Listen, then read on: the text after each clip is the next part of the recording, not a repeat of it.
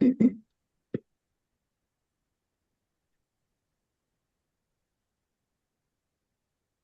look good Great. for everyone?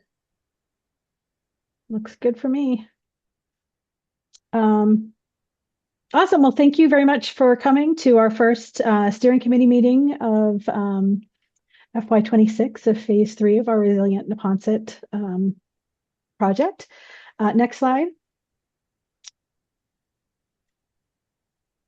We have a lot to get through today. So we are going to start with just a recap of work to date and sort of what to expect over the next 2 years.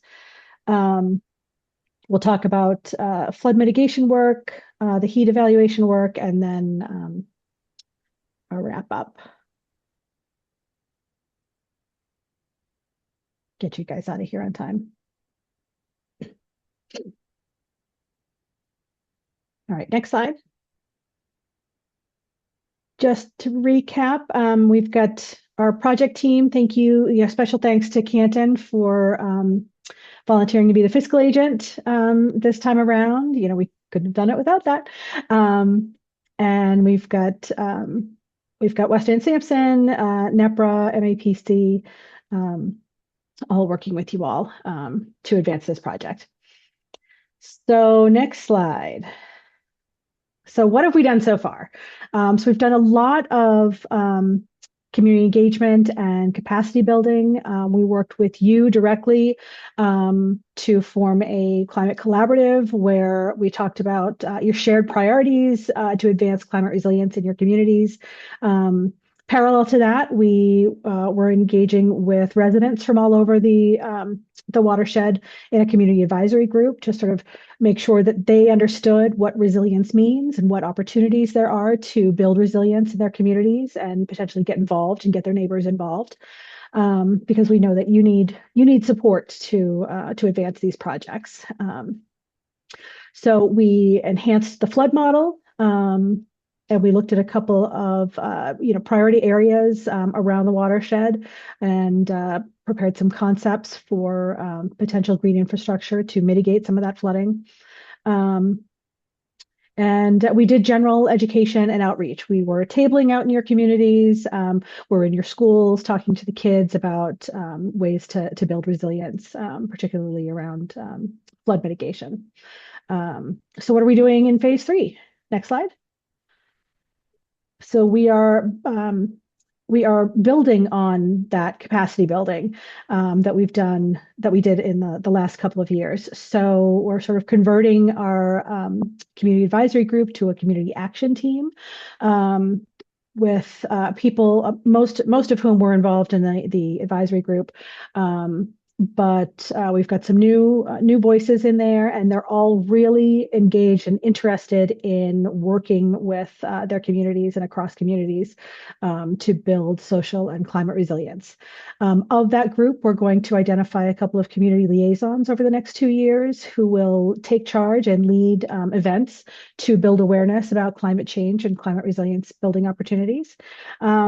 And we will continue to work with the Climate Collaborative. So MAPC and NEPRA are working on preparing a toolbox to help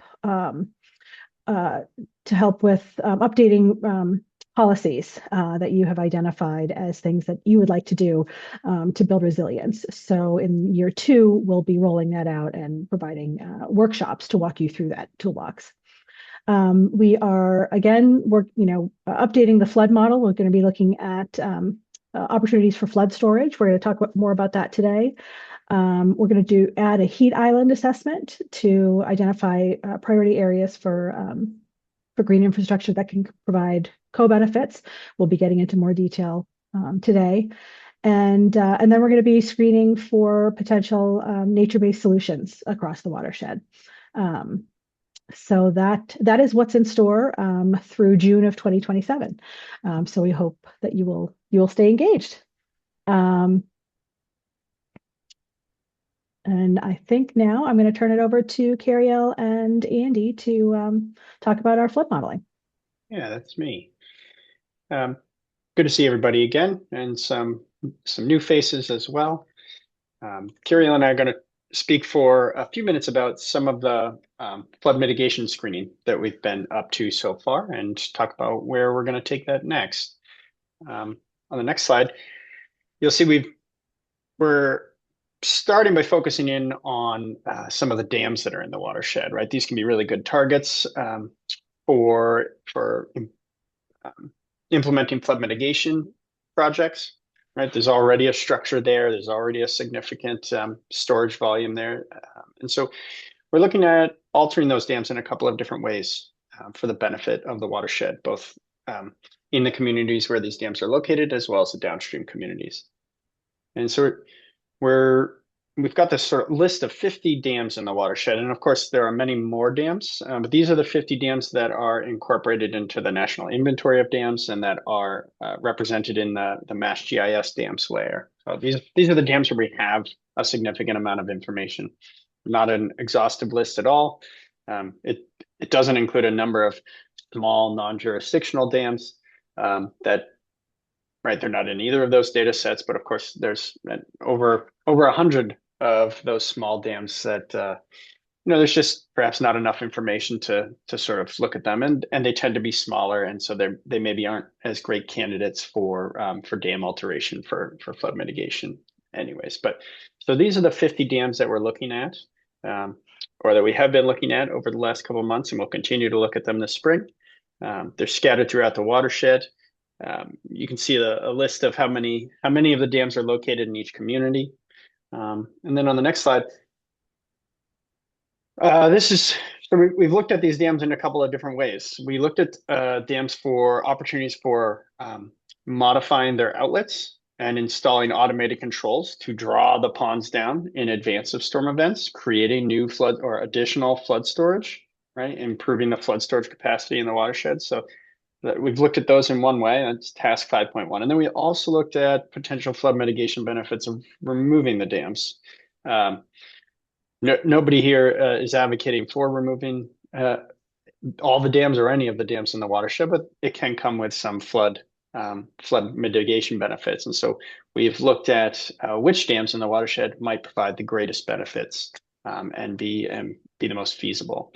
And so you'll see some information and some work we've done on creating a prioritized list of dam removal options in the watershed as well. So let's dive into it. On the next slide. So I've described this. So this is task 5.1. This is the outlet control evaluation. And so the way this works is these dams, whether it's a spillway or a drop inlet, the pipe going through the dam gets a valve or other controllable outlet, and it's automated. Right, there's proprietary sensors that communicate. They pull down the NOAA National Weather Service probabilistic rainfall forecast, and so there'll be control rules. So if if more than 2 inches, if there's a greater than 50% chance of 2 inches or more of rainfall, open the valve, let water out. Or if there's only a quarter inch of rain forecast in the next 24-hour, close. So there'll be control rules like that. It's automated. And so the idea is that these reservoirs or these impoundments get lowered in the 12 to 24 hours in advance of significant storm events, and it creates that flood storage. And on the next slide, you'll see we've looked at this exact type of scenario in the neighboring Charles River watershed very recently for 2 dams there, Mirror Lake Dam and Red Dam. I only bring this up because we've got some nice examples of how these types of projects can provide flood mitigation benefits. So right, these dams are very similar to many of the 50 dams in this watershed, both in size and construction. And on the next slide, you'll see these are some of the outputs from the Charles River flood model, where the blue line, the light blue line, is what the pond level in Mirror Lake does during the 2-year event, the 2070 2-year event. And so you can see that as the storm starts, the flood level in and around the pond rises, and then it slowly bleeds out over time. On the next slide, you'll see that in 2070, that 2 year event, right, produces more runoff. And so the peak flood level around the pond is expected to increase greater impacts to more people. But on the next slide, when we instituted or when we implemented in the model, we implemented 3 different drawdown scenarios. You can see that, and then we ran the 2072 year event again. You can see that the peak flood level is significantly reduced. Not only is it significantly reduced, it's actually below the flood level of the present day 2 year. So we kind of turned back the clock a little bit. So very similar type of structure in a neighboring watershed, and there's potentially some significant flood reduction benefits associated with these types of outlet control projects. All right, on the next slide, just talk very briefly about task 5.2, right? This is the one that was focused on dam removal. So obviously dam removals can come with a number of a wide range of benefits. They can improve habitat connectivity for wildlife. There's tremendous ecological benefits in some cases, restoring a river's natural ability to manage floodwaters, so reconnect it with its floodplain. Right. This often results in very real reductions in flood levels around and upstream of the dam. And so there's different types of dam removal. We've focused on a full dam removal, so complete removal of the dam. There's no impoundment left, and during a significant rainfall event, no significant impoundment forms. There's also partial removals, which are, right, you might remove just a part of the dam, right? You might cut a slot in the spillway, and so that during normal water levels, normal conditions, the impoundment is dry, or it might be like a wetland or a meadow. But then during significant rain events, there's enough of the dam left where floodwaters collect behind the dam. So for the sake of this prioritization work we're doing here, we focused on full dam removal. It tends to provide the greatest flood mitigation benefits.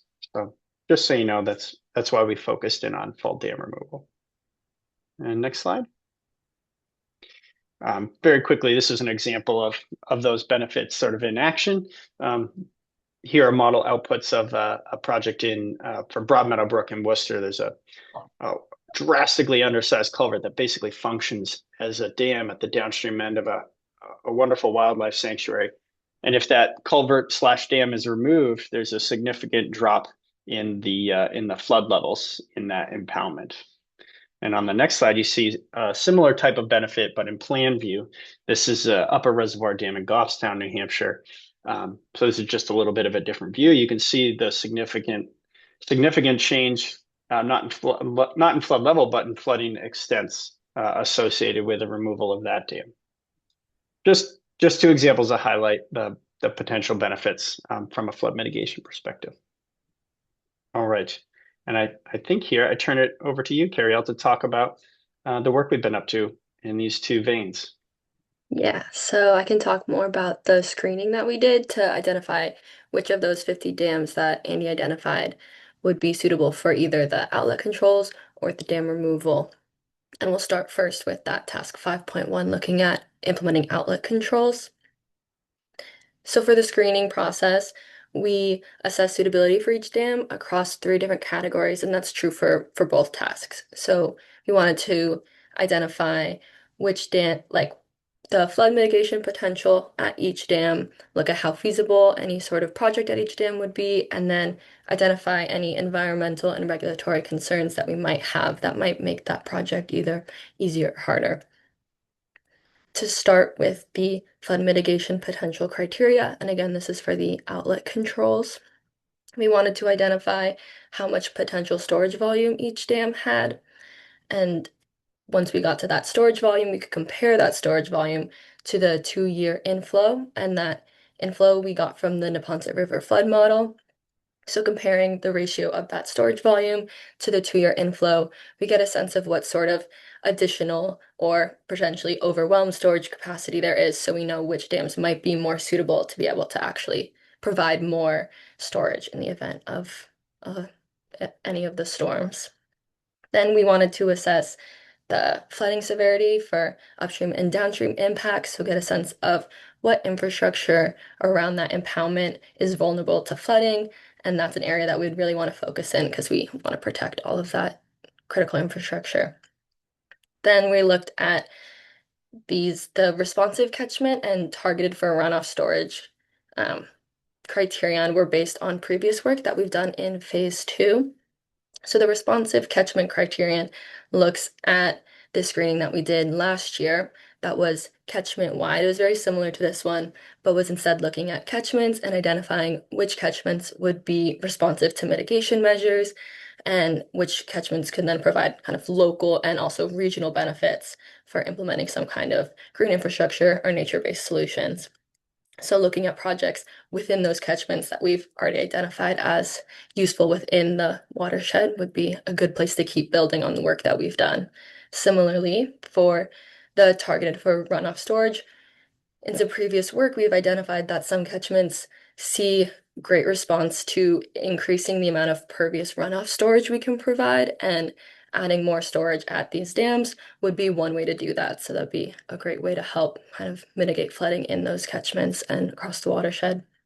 And finally, we also looked at the hydraulic height of the dam. So that's looking at that normal operating water level compared to the toe of the dam. And the vertical distance will sort of give us an indication of how much we can actually draw down that water before a storm. So more is better. If there's not that much space between those heights, then there's just not as much room to draw it down. And this pink highlight just indicates that we looked at this criteria for both task 5.1 and 5.2. So you'll see it come back around. Then we looked at criteria for feasibility. So we wanted to get a sense, is the impoundment used for recreation, for flood storage, things like that. Try to get a sense of how developed that shoreline is. Are there a lot of buildings around the impoundment? Is that going to make it harder to make any kind of changes? And again, how many abutters there are, how many people you're kind of dealing with as you start trying to like move a project forward. And you'll see all of these again in task 5.2. Then we have our environmental and regulatory concerns criteria. So really trying to get a sense looking forward to permitting for a project. Certain things will make it easier or harder to permit, and we want to sort of start thinking about that early and stay away from things like endangered species habitats or wellhead protection zones, just so that we can make it more likely that this project will actually happen and try to avoid headaches where we can. Uh, from these criteria, we created values for each dam, and those values were then converted into scores from 1 to 5. And 1 is bad, 5 is good. You can see an example here of the spreadsheet for working all this out. So each dam has a score, and then in that kind of red highlighted box towards the top, there's weights for each criteria. And then we multiply the score by the weight and then sum all those up to get a weighted score for each category. So we'll get 1 score for flood mitigation potential, 1 for feasibility, and 1 for environmental and regulatory concerns. And that gets us to something like to this table. So to orient everyone, this is the prioritized table for all the scores that we calculated for task 5.1. So here you have the dam name and the national dam ID, so you can kind of look up that dam, identify a little bit more information. Then we have the 3 scores, and right now the table is sorted by flood mitigation potential. And the scores themselves are color coded. So you can see kind of high scores in flood mitigation potential doesn't necessarily translate to high scores in feasibility and environmental and regulatory concerns. So that kind of variance is just something to keep an eye out as we're really trying to decide what project is both the most impactful, but also the most feasible and likely to happen. We identified which town each dam is in, so you can help really zoom in on your town, on the dams in your town, on the dams around your town. And then we also got some great feedback from NEPRA, from their experience in the watershed, sort of looking forward to the next step of this project, which is going to be site visits, kind of their recommendations from what they've seen on where kind of priorities lie and which dams we should try to visit. So this is the top third. This now is the middle third, and you can again keep an eye on that kind of variation across the different scores. You're looking at the kind of color coding here. And then this is the bottom third. And I feel like those last two give you a great example of how This one, those last two maybe have lower flood mitigation potential scores, but higher feasibility, environmental, and regulatory concern scores. So something to think about with those three different scores.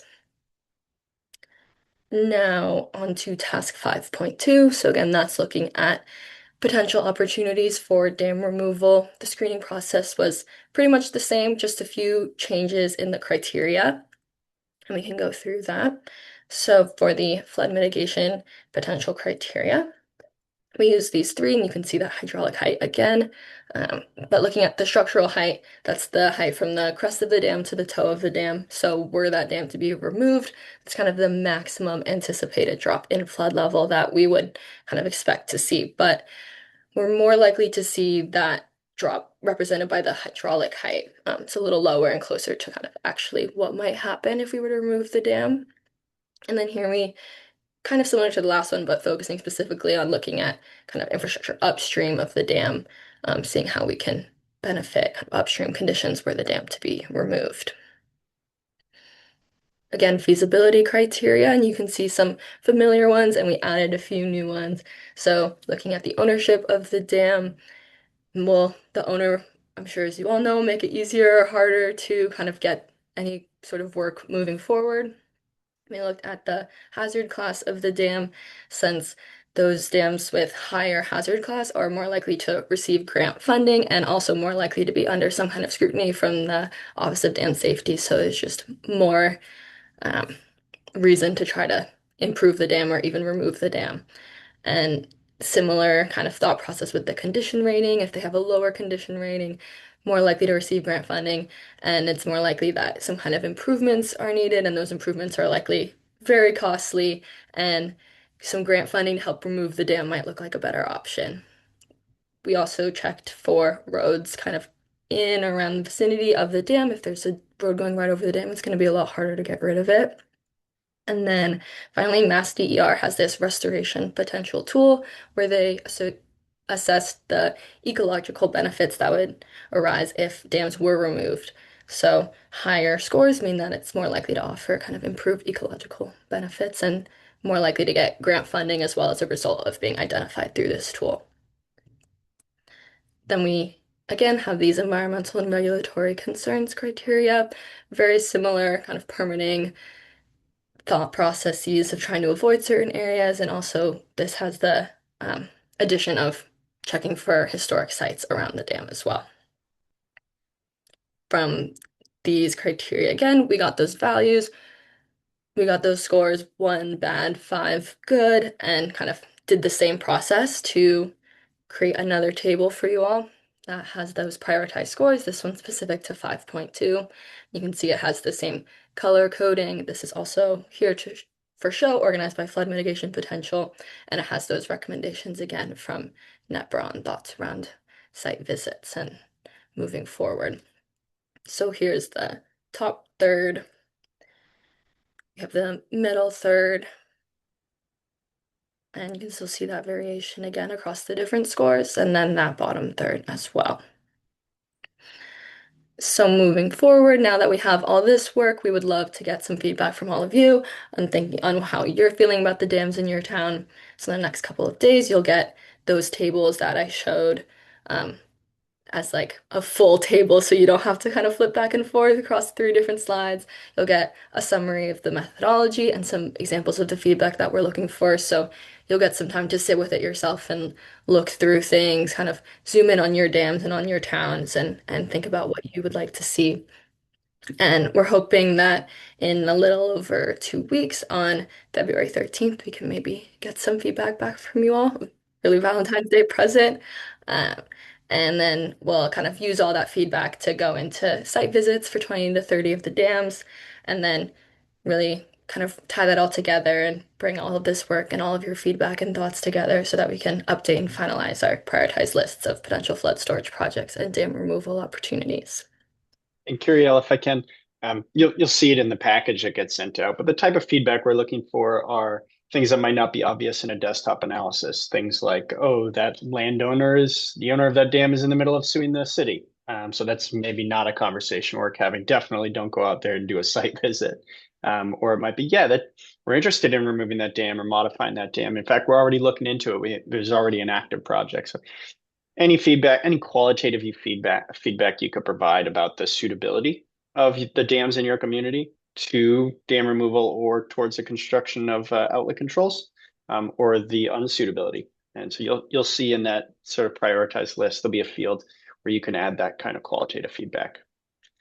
But in the meantime, we've got a little bit of an exercise just to get the juices flowing. Carrie, I'll take it away.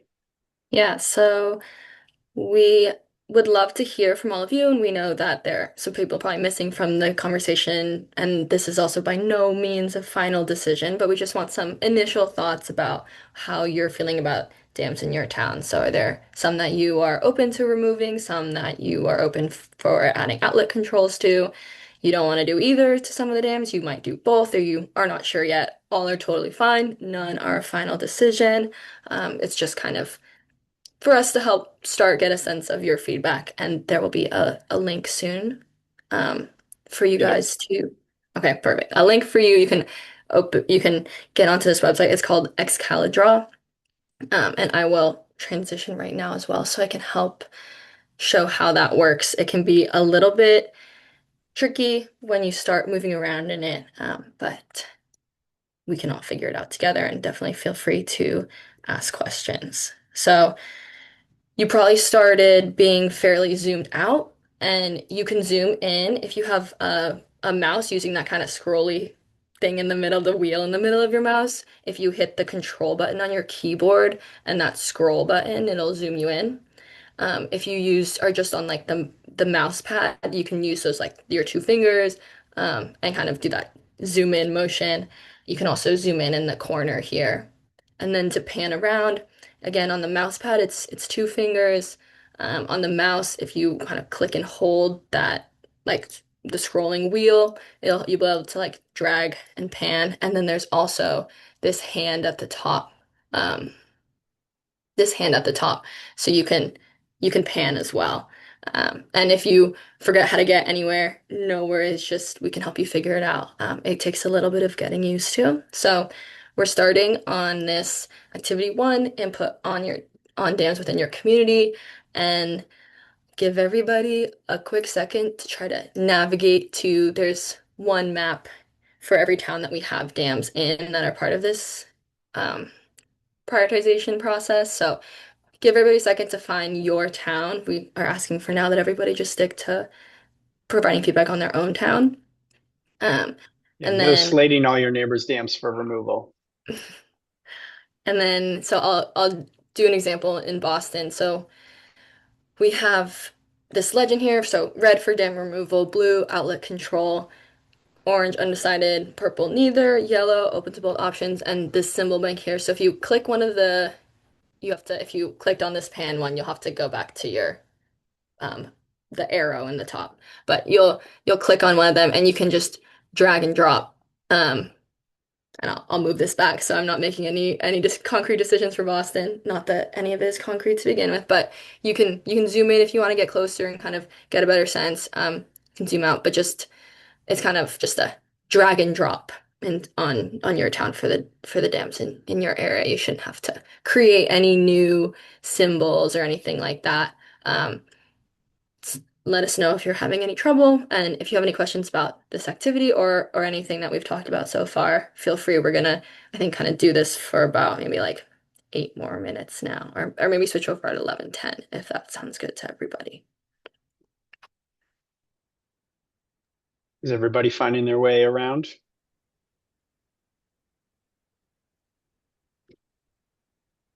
Never used this before. This is very cool. We should do this more. And you can enjoy everybody's fun animal themed names that the website comes up with for you.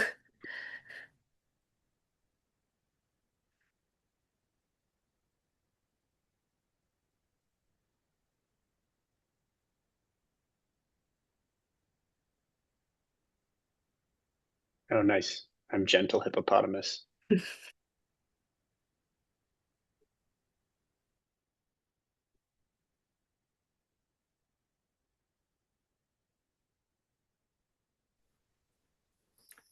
Can I ask a question? I was just noticing some of the towns don't have relatively few jurisdictional dams. Like I noticed it looks like Medfield only has one in the Neponset watershed, but there are a bunch of other dams that aren't there. Mhm. If they want to put a color on some dam that's not even on your list, should they feel empowered to do so? Sure. No, that's very Yeah, poignant. I'm from Medfield. Yeah, I'm having a hard time to get this to work right now. I think I'm just, if you send me a copy of this, I could update it a little better for you guys. Mine is not alive and well, so it's okay. Joys of technology. Yeah, No worries at all, Bob. Like we said, we'll be sending out a little a care yeah, package. that'd be Um, great. yeah, absolutely. And that's a good point, Ian. Perhaps in that care package we can encourage feedback on other dams that aren't part of the list. Um, that aren't part of the National Inventory of Dams or the Mass GIS dams layer. Keep a field at the bottom of that for that type of feedback. Great point.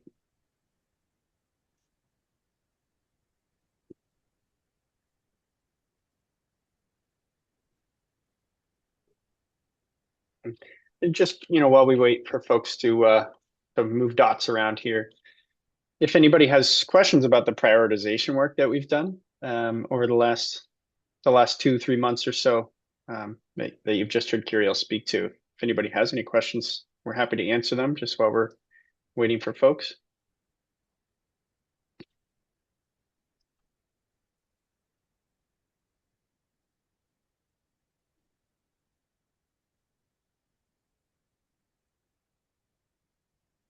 No worries if there are no questions. Like I said, you'll get a care package and there'll be some contact info there if you have questions as you're reviewing it and you'd like to ask a few questions. We'll give you our email so you can. Oh, hey Tom, I see you've got your hand raised. Hi, good morning, everybody. Tom Birmingham, Canton, volunteer for a couple of different committees, including Conservation Commission. Question, is there any regional impact criteria and or temporal criteria to help the team understand the impact of the flood control mitigation scenarios over time and across the region? Yeah. Can you give an example? Yeah, sure. I mean, a town upstream, Hmm. Foxborough, can whatever. Let's say we come up with an identified dam or two to input dam control on, and we decide what the criteria is to lower particular water level based on Hmm. forecast and remote sensing and all that decision criteria. That water is going to eventually go downstream. And if the parties downstream don't know how much we've just released, how much water we've released and over what period of time and what the storm factors are, Hmm. that extra water that they may not have known about Yes. should impact their decision making as well. Yeah, absolutely. And you're absolutely right that that will be definitely a consideration if either dam removal, partial removal, or outlet controls are pursued at a dam. Any modification of that type, part of the design process, part of the permitting process will be an evaluation of potential downstream impacts, benefits, hopefully, but also potential adverse impacts like that, as you've described. Um, and that goes into the design, right? Maybe it's you don't do that pre-storm drawdown in advance of every storm event. Maybe only a certain sized event because if you let water out too early or you let too much water out, that can have adverse impacts downstream. So, Right. absolutely. And I think that comes up, right? This is a screening level, prioritization level task, but absolutely that'll be an important part of design and permitting. Andrew, if I can follow up with that, I've got some background in the energy industry, utilities, and spent some time in the control centers and ISO New England Excellent. also. And there's a lot of coordination across the region on, addressing electricity power needs over time, very weather dependent. So one idea to consider, and it's almost like a centralized control room, somewhere where the valves and the situation is assessed and the valve control situation is sort of monitored at a regional level. So folks know upstream and downstream, they can get a real-time view of what the current situation is. We've never been able to do that with flood water that I'm aware of because we don't have the monitoring capability. Obviously, there's a huge expense associated with developing that, but it's a very interesting model to keep an eye on the regional system as a whole Yeah. and having controls more centralized than distributed. Yeah, no, that's very interesting. I think that type of approach is used more widely in the West, with their larger, with larger reservoirs, that type of coordinated shuffling of water. And I know that it's done in large stormwater systems, right? BWSC does that to some extent as well to manage high stormwater loads. But that's a really interesting point. Definitely something to kind of keep in mind for a regional look at flooding and flood mitigation. I like that. Thanks, Tom. And just one more, Andrew, sorry to pile on. Please. In terms of the control devices themselves and understanding the importance of operations and maintenance on these control devices over time, it would be interesting to see what towns have experience already managing these control devices. How do they work? What sort of maintenance schedule is required? How long do they last? And make that so it's not just a capital improvement expenditure, it's Right. over time. Yep, absolutely. Absolutely. No, great points. I like that. Thank you so much, Tom. Why don't we, Kiriel, I see you're providing some guidance in the chat. That's fantastic. Why don't, by all means, keep doing that. And if folks are wrapping up, that's great. Keep working on it. In the meantime, why don't I move on to a quick summary of one last sort of screening that we've started. Kiriel, do you mind sharing actually, you know what? I can share my screen.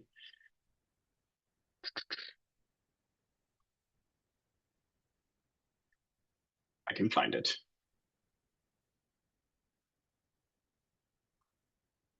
I'll just share everything.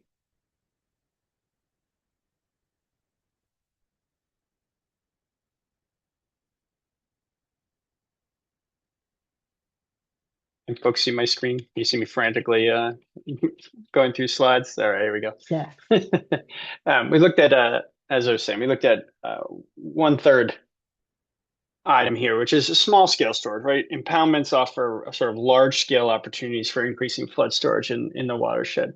But we also wanted to look at small scale, right? Because sometimes it's just like it can be, death by a thousand cuts. Many small projects can also be part of the problem. And this builds off the findings of phase 1 and phase 2, which is, right, it's really a full watershed effort will be required to mitigate the future increases in flooding. And that another thing that it builds off is one of the key findings was that different catchments in the watershed benefit from different types of projects, right? You all saw that last year, what Jason called the snowflake approach, right? Where we looked at different types of solution. So building off of that, we wanted to look at maybe small scale storage opportunities. Next slide, Kiriel. And the approach we're using, oh, I'm sharing. Oh, that was dumb. Sorry. The approach we're taking is we're using something called Blue Spot. Right, this was developed by Dr. Ballström at the University of Copenhagen.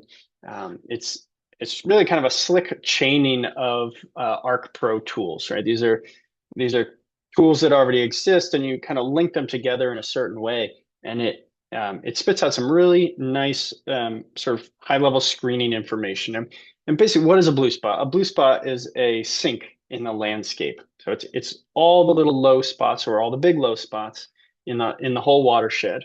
And so that's what the blue spot methodology does, is it identifies those. It identifies what their drainage area is, how they connect to each other, what flow paths connect them to each other. And then even more interesting, it kind of back calculates the storage volume of those sumps, of those sinks in the landscape, and then also what rainfall might be needed to fill those, right? And this is we've run that for the Neponset River watershed, and we've come up with 162 of these blue spots, 162,000 blue spots in the Neponset River watershed, and they vary in size tremendously. Some of them are well below an acre in size, and some of them are much more significant, hundreds of acres. And so these are low spots in the watershed, and we found that there's about 4,200 blue spots that are capable of storing up to 2 inches of rainfall. And so what can we do with these blue spots, right? So these are low-lying areas. The results of this go a long way towards identifying pluvial flood risk. That's maybe something that the Neponset River flood model doesn't necessarily show, is pluvial flood risk, right? Shallow flooding in small, isolated areas. So the results of the blue spot might help communities sort of zero in not only on where those pluvial flood risk is today, but where it may be in 2070 or beyond. But we can also use those blue spots to help identify areas for green infrastructure planning. All right, it's a really nice way to quickly scan the watershed and look for those pockets, those blue spots that maybe have excess storage.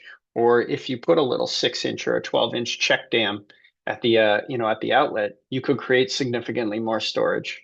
And right, you wouldn't want to do that if that blue spot is right up against a building or a major roadway. You certainly wouldn't want to do it. So that's maybe the third bullet there, right? If there are blue spots that have significant impacts, their drainage areas are good hunting grounds for other green infrastructure that might reduce the runoff arriving in those pockets of pluvial flood risk. So we can do a lot with these blue spots, and the plan is to like I said, we've got 162,000 of them. We're going to do some screening where we sort of screen out ones that are not good candidates for creating flood storage in the watershed, and hopefully reduce that. So we're not looking at 162,000 individual locations, or Curiel might quit on us.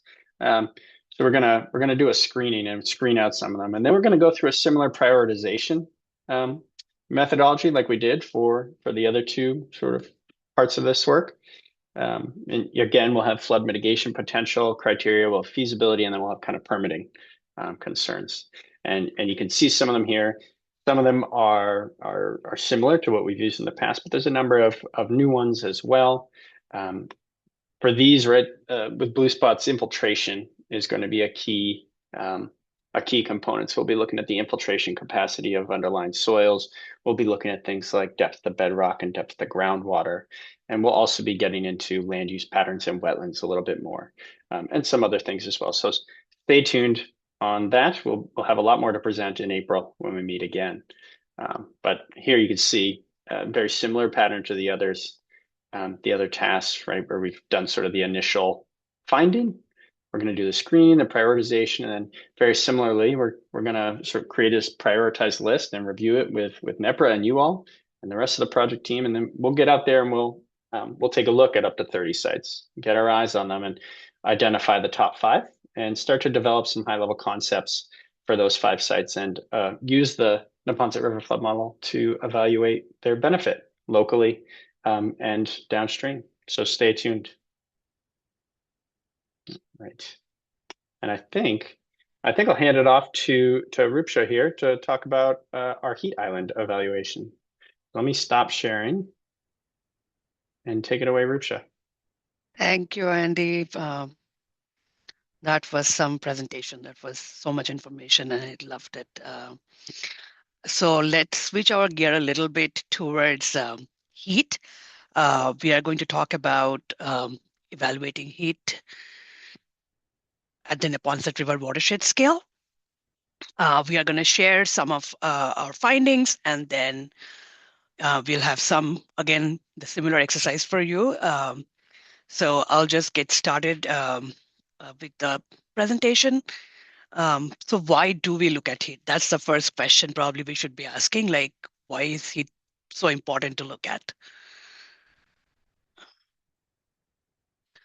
Because there were 3 multi-day heat waves that happened last year only in Boston area in overall Massachusetts. These are becoming more and more common, and we are uh, that you see, like we had one in June last year, one in July, and one in August. And each of them lasted like heat wave is like when the temperature is 90 degree or more for at least 3 days or longer. So that's called one heat wave. So we have like multi-day heat waves just between June and August 3 times. So these events like just highlight that extreme heat is becoming more frequent and more intense, and that's why we should be working to mitigate extreme heat. So when why extreme, like what does extreme heat does? Extreme heat increases heat-related health risks, raises energy demand because when there is so much heat on a heat day, we crank up our air conditioning. So that raises energy demand and disproportionately affect vulnerable populations. Like flooding, heat also, not everybody has the means to take care of themselves during high heat days. So it's also affect vulnerable populations more. So therefore making it a key issue for local climate resilience planning.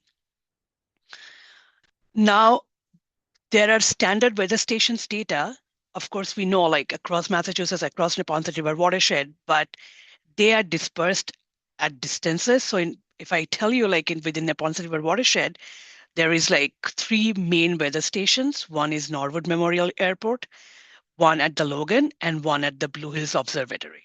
Those are like the 3 main stations. But we know that heat does vary locally and from block to block or street to street. That's where this whole heat island or urban heat island analysis comes into play. Urban heat island refers to the phenomenon where developed areas experience higher temperatures than surrounding rural or less developed areas. This happened because buildings, roads, and other impervious surfaces, they absorb and retain heat, whereas vegetation causes natural cooling from shade. We will give you some examples how much the temperature varies. It was an eye opener for us as well when we was working on this project in Medford, and we'll show you in later slide how much the temperature varies between an impervious developed areas versus when you are under a shade. According to EPA data, like you see in urban areas, daytime temperatures varies about 1 to 7 degree Fahrenheit higher than in outlying areas. Similarly, at nighttime also, the temperature is about 2 to 5 degree Fahrenheit higher than the surrounding vegetated rural areas. So therefore, if we are trying to look at capture temperature change on a local scale, heat island analysis is something that's very important to look at. The next slide I'm going to show you is the temperature that we captured in the city of Medford during their urban forest vulnerability assessment. So see the road temperature of the roads. These are like 100 degree, 110 degree, 120 degrees. However, whenever you are going under a shade versus the street, when the street was at 100 degree, under the shade it was 65 degree Fahrenheit. So the temperature significantly varies to an impervious area versus shaded area. So standard weather stations are too widely spaced to capture this local variation. So to support this like targeted mitigation and informed decision making, we need a method that identifies heat patterns at the neighborhood or even at the street scale across the watershed.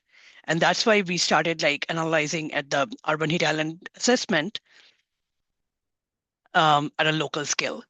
So what do we do to assess urban heat island? We map existing conditions. Existing conditions means we look at satellite derived land surface temperature with landscapes such as the local impervious cover, local tree canopy, local elevation, distance to ocean, for example, because we know if you're closer to the ocean, the impact of heat is uh, relatively less than when you are inland. So all this data that we gather, and then these inputs are used to estimate the ambient air temperature that better reflects the conditions people actually experience. Land surface temperature are more for buildings and for infrastructure, but when we are talking about public health, that's where the ambient air temperature comes into play. So what we are going to do is we will model the ambient air temperature based on the desktop data that I just talked about. And then we will, as part of this project, we are also going to implement some sensor. We are going to talk about it further in future slides. We will implement some sensors like you see, and then we will use that sensors to refine that data within the watershed scale. Those sensors will be closely spaced compared to the weather stations, so they will be able to capture more heat variation across the watershed. So through this, we can identify the hotspots within the watershed scale, and within your each community, we will be able to identify hotspots where then the communities can decide how to do targeted heat mitigation. So just to show you the variation of the canopy and impervious data across the watershed, this is the map that you see is the map of the canopy data that we got from NOAA, from NOAA CCAP project. This canopy data was gathered around 2021, and this light green implements lower canopy and dark green indicates higher canopy. So you see where there are these known reservation areas, they have darker green, which means those are like darker canopy areas, higher canopy areas, versus the areas like, for example, Norwood or Boston, we know that there are like really high impervious areas. So and low canopy areas. So that's, those areas are showing low canopy. Similarly, if we look at the impervious area distribution, it's just the opposite, right? You see all the Boston, this part of Norwood, these are all highly developed, densely developed areas, and therefore definitely have high impervious compared to the areas that has more canopy or less developed. And therefore, urban heat island impact will be significantly higher in these areas compared to the areas that are less impervious. With that, we'll move a little bit more into how we are going to measure ambient air temperature using this different combination of parameters.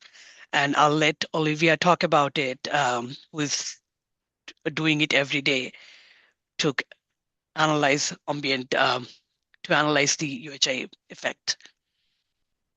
Great, thank you, Rupsha. So yeah, moving forward from assessing those existing conditions, the next step in this process is taking all of those data sets and integrating them to ultimately produce these maps of ambient air temperature modeling across the watershed. And so where we begin here is at the top of this graphic on the left with land surface temperature. This is something that is gathered and calculated from satellite data, and it's representing, as we kind of mentioned, really just how hot the ground, like that, the literal land surface is, which is an important starting point, but for most of us, we're concerned about how the heat conditions are, when we're walking around outside, standing, sitting. So what does it feel like above the actual surface of the ground?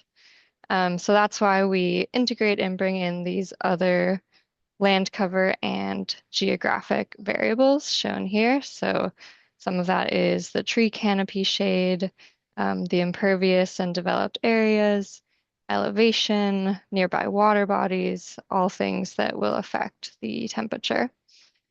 We also then calibrate this against observed data from weather stations. So we can see just a map here, again, showing how distributed these can be, pointing to the need for these localized models. And ultimately, we get to a map of the ambient air temperature, also referred to sometimes as just the AAT. So this is representing that temperature that we want. That's roughly, 6 or so feet above the ground. It's what we're breathing and moving through. And again, this conversion from that satellite-derived land surface temperature, or LST, to the AAT helps us capture the impacts of canopy and shade, of developed areas, elevation, etc., making it a lot more relevant for understanding public health. And so we're able to then show these differences at a pretty fine scale across the watershed, roughly 100 feet or 30 meters, in order to, capture that neighborhood level variation. And so in this next slide, we also wanted to mention that the ambient temperature alone is not the only or the complete way of describing how heat affects people. So we are also then creating maps of the heat index. And so that is combining the temperature as well as the relative humidity, to get at how hot it actually feels to people. So this is like when you're looking at the weather, it says it's 80 degrees out there, but with the high humidity, it feels like 88 or something. And this is the metric that is most commonly used by NOAA and other agencies to set heat thresholds or declare heat emergencies. So again, very relevant for communicating and planning for these heat events. And if we show this diagram here, this may look familiar to some folks. This is how NOAA classifies the heat index. And so along the top, we have a range of temperatures. Along the side, we have a range of relative humidities. And so you can kind of look at how these different combinations intersect. So on a 90-degree day, if you have a humidity of, say, 80%, that results in a heat index of 113, which is in this orange danger category. And so that would help inform public health emergencies around this. In the next slide. So we're also interested as part of this modeling effort on understanding heat patterns going into the future.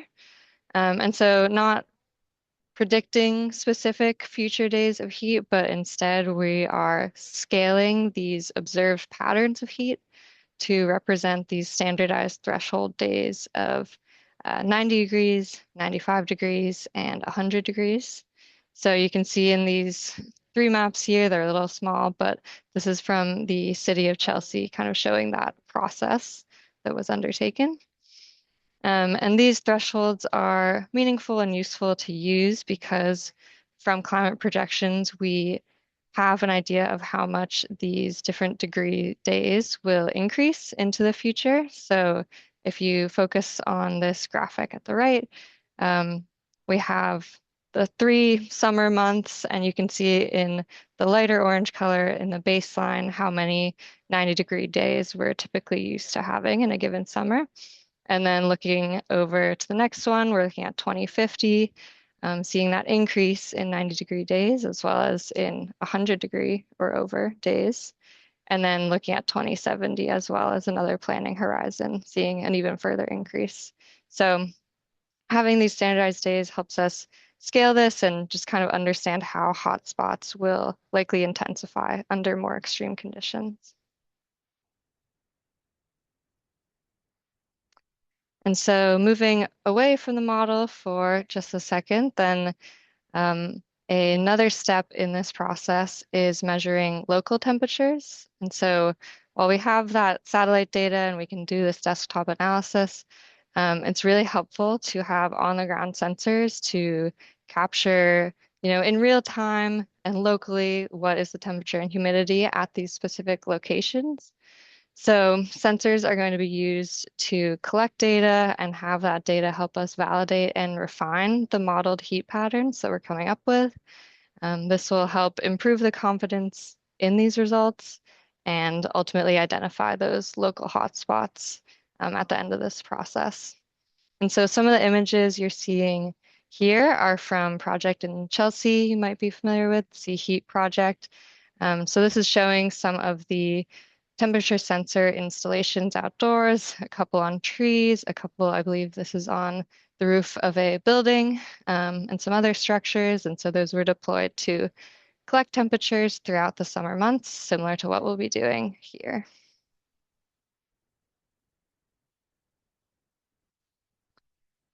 And so the plan with the sensor deployment is to place these kind of, roughly 6 to 8 feet above the ground, reflecting those lived conditions and experiences. We also need to think about places that receive pretty consistent sun, that don't have interference from different nearby heat sources, and also can just be secure and able to, not be tampered with for the few months that they're out there. So the goal is ultimately to put these in locations that represent a range of conditions across the watershed, thinking about where are the hottest locations, where is the kind of moderate temperatures, and where is it coolest, and collecting data across that whole spectrum. We also want to think a little bit about, just different neighborhood characteristics, like are there environmental justice communities that we can place these in? Are there highly developed areas, and just different amounts of housing density? Again, just making that data more robust for our use. And so we are asking for some of your help to help us select these locations, which is why we, in a second, will show you a survey that we're creating to get your input. But the local knowledge here is just super important to understand the feasibility of these different sites, and like those really specific conditions about, is there structure we can put this on? Do we have access to this property, and things like that. And so we can just kind of show an example of the survey now, and this will be finalized and shared with you all shortly as well. So the form provides, again, at the top, some of what we were just talking about in terms of conditions to consider when thinking about potential sensor locations. Some of those, height requirements, temperature, etc. Then you'll have a few options to fill in some basic information about the site. So where is this location? You can give it a name or description. We also are interested in collecting as close as possible the exact location that you're thinking of. So this map, you can navigate around, kind of zoom in to a specific spot you're thinking, and place if you just click and it'll place a pin just like that. It'll record that location. There's also a search bar, so if you have an address in mind, you can use that as well. It should be able to do the same thing. And then closing out of there, you'll scroll and see, a couple other questions about who owns this property. Do we know that we have permission to deploy a sensor there? And a couple other kind of feasibility concerns as well. And so you'll be able to, oh, yep. No, just wanted to add here, so when you get the survey, we are expecting, we are hoping that you can place multiple locations like those pins. So for each location, when you place a pin, for example, and remember, we are trying to disperse this survey across the watershed in both different types of land use features. So some may be in the, in the forested area, some may be in the very developed areas. So there are a couple of things, and those will be in the questions. You don't have to remember everything today, but what you just consider when you are placing the pin, that the locations should be somewhere we can actually access it regularly. So in case of survey fails or some maintenance needed, we should be able to access it to fix it. And if we need to collect the data from the survey, if we have what time of the day we have access to the place. So primarily we are hoping if it's a publicly owned property, then you will have more access to the data, more access to the sensors, and in return, we will have more access to the sensors versus any public residences. So keep those in mind when you are choosing a location. There will be some questions to encourage your thought as well. And then if you are selecting, say, for four locations, or if you have 3, 4 locations in mind, please make sure those locations are directly, when you place the sensors, they are not between two large buildings so that they can capture the direct sunlight. So we will try to put them so that they can capture direct sunlight. It has to be at 6 to 8 feet above ground level, like Olivia already mentioned. So when you are selecting these locations, please keep those factors in mind, and then fill up the place a point in the map where you're planning to where you are suggesting to install the sensors. Answer those questions, submit the survey, and then for the next location, do the same thing, place another pin to that location, answer those questions, and then submit the survey. What we will do is at the end of it, the process, we will gather all your responses, we will give them scores, and based on those scores, we will decide few locations across the watershed, uh, at least one in each community, probably more, to install those sensors. And you'll be like informed throughout the process. You'll know which locations were selected for the survey installations. But it's very crucial that you answer those questions so that we can make a more informed decision where we can where it's gonna be like where it's ideal to place those sensors. Any questions on the survey? Any questions on the sensors?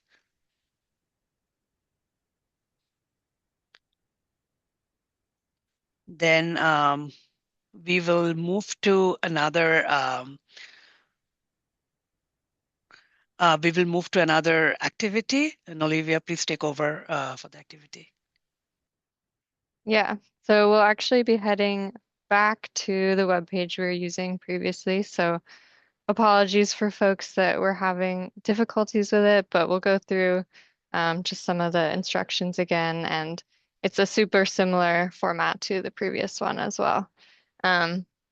So we'll have the survey to collect your input, but we just wanted to get, informally and not officially, some of your initial thoughts as well on where you've seen particularly high heat in your community, or where you think these sensors could potentially be deployed. So going back in here, you'll actually be moving over to the right a little bit from the previous activity.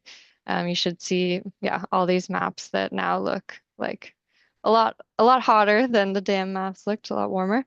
Um, and so remember that if you're looking up at the very top of the screen too, you can click the little hand. That's how you'll navigate, move around. And then if you click the little mouse symbol, that's how you'll actually select things as well.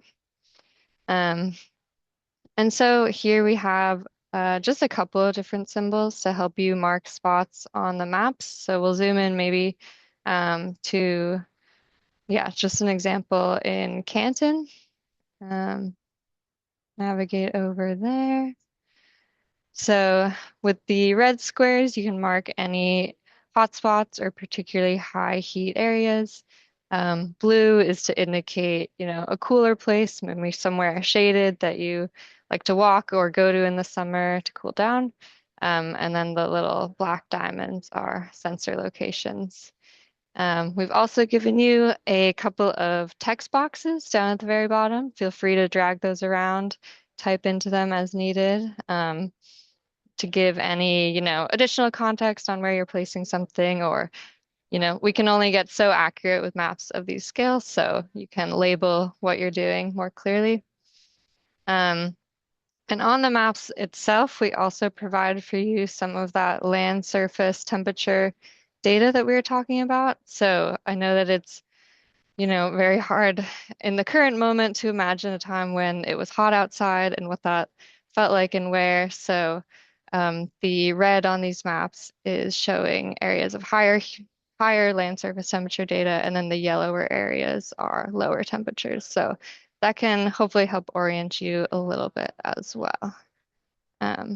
So feel free to, let me know if you have any questions or drop them in the chat. But we'll just take a few minutes to let you work on this now as well.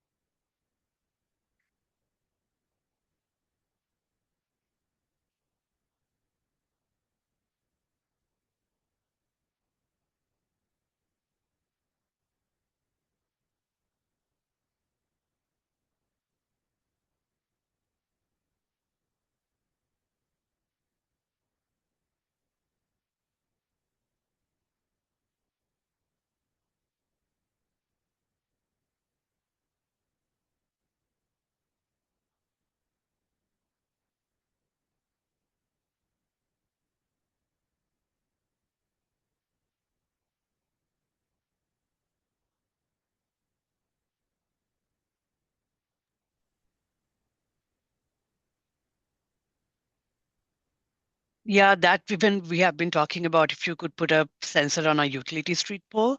So maybe that requires some sort of coordination with the utilities, but that definitely would be a good location because it can face directly to the sun and capture some of like ambient air temperature. So the whole purpose of doing this sensor installation is because the overall analysis that you saw so far we presented is very much desktop-based analysis based on the data that are available on a like on a publicly available. But we want to use this sensor so that gather your input. Um, it's the same map. You just have to move towards the right. On the left, you had the input on the dams. On the right, you have this second activity. So we will gather this information. We will collect temperature data throughout the hot summer months from May to say August or September this year. And this data will be collected as we were showing you every 5 to 15 minutes. We will collect both temperature and relative humidity data when through these sensors. And once we have that large volume of data over the summer months, then we will use those data to calibrate our desktop-based model so that the final hotspot maps that you see represents more local conditions than what we saw from the desktop. It should be similar, but the sensors will provide us more localized information and more real-time information. And then the hotspot maps that you see would be like, very much specific to the location because we are going to update that model based on the data collected through the sensors.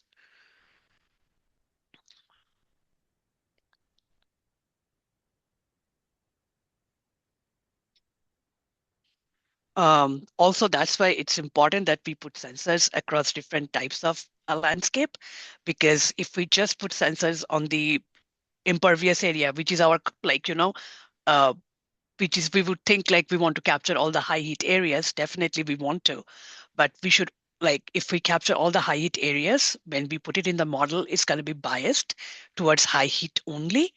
But if we have sensors across different types of landscape, like in forested areas, in high heat areas, then it's going to represent like more of a local conditions and less biased analysis, and then representative of more local conditions.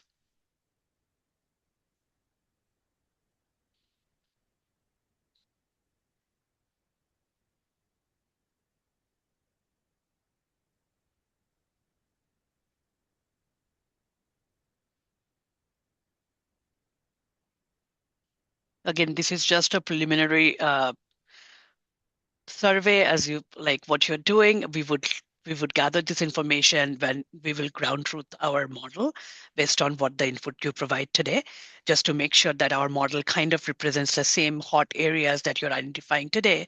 And then once you fill out the survey, we will have more information on these locations, and then we can make a more informed decision about where we finally install those sensors.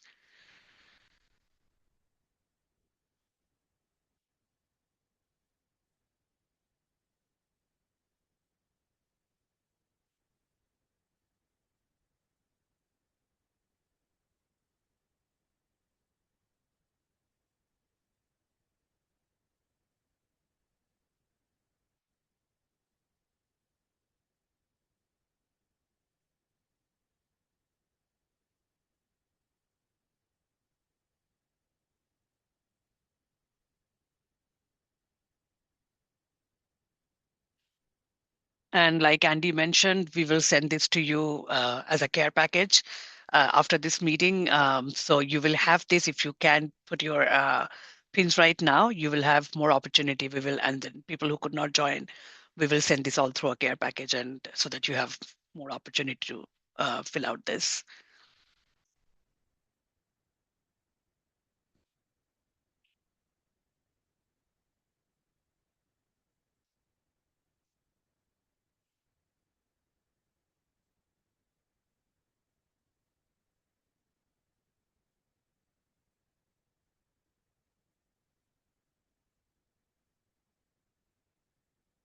Olivia, let us know when we are out of time. Yeah, I think we can start to transition back to the slides and start wrapping up. Perfect.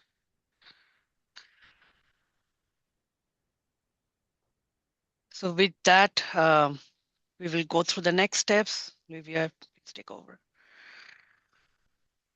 Yeah, so just our next steps really quickly here are finishing those initial models of both the ambient air temperature and heat index, distributing the finalized survey to everyone, and then using that input as well as that data that we've looked through to select those locations for sensor deployments, actually obtain them, and then work on the installation in time for the summer months to collect that data. That will then feed back into the model and improve it as Rupsho was just describing. So that is all from us on this for now. But thank you all so much for your input and participation, and we're really excited to see where these can go and the data that they collect.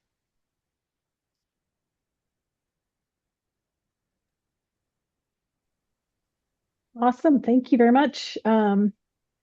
All right, we'll wrap this up. Next slide, please. So what do we need to remind you guys about? So for those who pledged a cash match, NEPRA will be sending out invoices soon, and you can contact me with any questions. We have a tracker for your in-kind match. Not sure. I stuck the link in the chat. You've also been sent it via email, and I'm happy to provide it anytime. And I'd just like to remind you that even if you didn't pledge a specific number of hours, track your time in there. I know there are a couple people that we didn't have time to get letters from before the application was due. So track those because it'll still count towards the match. Additionally, just make sure that the hourly rate that I have in there is still accurate. Make sure that the staff titles that reflect the staff that are participating in this project are accurate, and make sure that you round up to the nearest hour. You don't need to be tracking every 15 minutes. Just round up to an hour as you record your time at this meeting, looking at the various emails that I'll be sending you, and that would be fantastic. So we are going to have two steering committee meetings. We are wrapping up the first one, and the second one will be sometime this spring, probably April or May, and we'll try to let you know that date well in advance. Anna from NEPRA is in the process of setting up some meetings with some of you to talk about the subcatchment areas we took a look at the end of last year. And at some point, we'll be having local community meetings on those. Sorry, I think that those refer to the same things. So we'll be talking about the concept designs that we came up with towards the end of last year. So that's what the expectations are through this June. And if you have any questions, please don't hesitate to reach out to me. And with that, I think we are done. So if there are any final questions you want to put in the chat or just unmute yourself and ask, we'll follow up with an email with all of this information, in addition to a link to the recording so you can look at the presentations again.